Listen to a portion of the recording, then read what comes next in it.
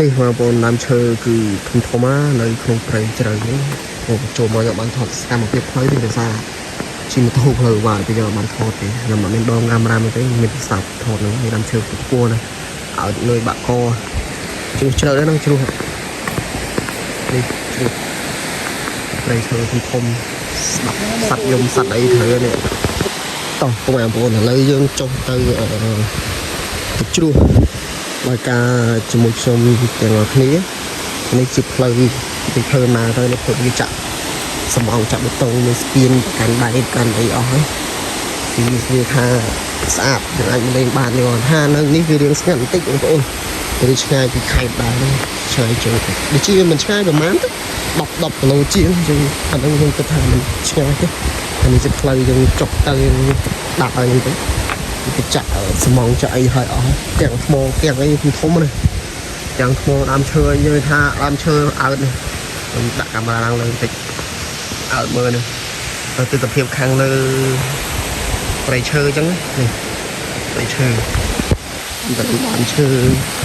នេះសេកមិនសេកនេះទេគឺសេកថ្មទេបងប្អូនហើយ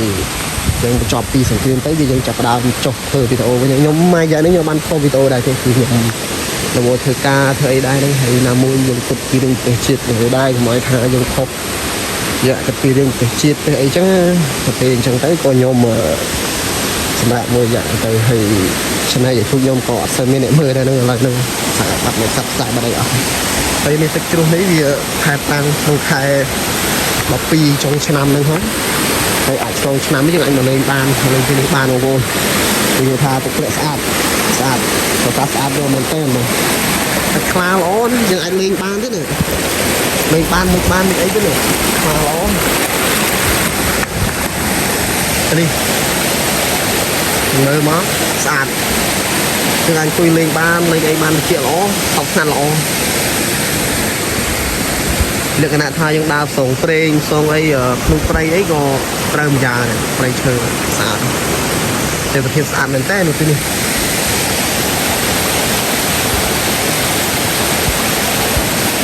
ឥឡូវបងប្អូនស្ដាប់ទឹកជ្រោះធ្លាក់ជាមួយខ្ញុំទាំងអស់គ្នាខ្ញុំមិនបានចូលសលេងទេដោយសារខ្ញុំនិយាយផ្ទាល់មកខ្ញុំអត់បានដាក់ម៉ៃដល់អីមកទៅពេលចឹងនិយាយផ្ទាល់វាអត់សូវលឺទេចាំបងប្អូនស្ដាប់សលេងទឹកជ្រោះទាំងអស់គ្នាជាមួយនឹងសត្វយំប្រហើយសត្វយំក្នុងព្រៃក្នុងអីហ្នឹងមកគឺសត្វស្លាបសត្វអីមានសត្វជាច្រើននៅក្នុងហ្នឹងចឹងហើយស្ដាប់ដូចទាំងអស់គ្នាមក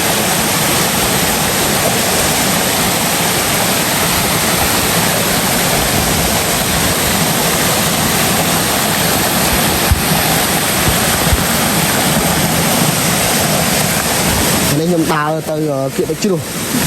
ដើរសំដៅទៅដល់នោះមកចង់ដឹងថាវាស្អាតប៉ុណ្ណាអញ្ចឹងហើយអធិស្ឋានមកបងប្អូនភាសាសលេងរឿងផ្សាយអញ្ចឹងទៅស្ដាប់ទៅមិនសូវលឺទេហើយនេះ